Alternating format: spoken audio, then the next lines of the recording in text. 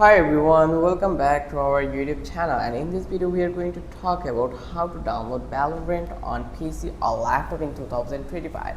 So first of all, you just need to go to the Google account and then search for Valorant. Like, you can write download Valorant on PC and then you will get the exclusive link for downloading the profile. So here you just need to go over that place. Once you come over here, then you just need to click to the play for free. Once you click over here, then you can see that choose your platform. So I am going to download it for my PC, so I will click this one, and then you just need to create an Riot account, or if you have an account you just need to sign in. So once you create an account, then easily it will give you the access to download the Valorant on your PC. So this is the easiest way. So let's do it. Just click this one. This is the easiest way, so I always choose this process. So when I select my Gmail account, then it will take a couple of minutes, and once it's done, it will give me the link to download my Valorant on my computer. Now you can see we already get this download link. You just need to click over here and the Valorant will be downloaded here. It started, as you can see. So this way you can download Valorant on your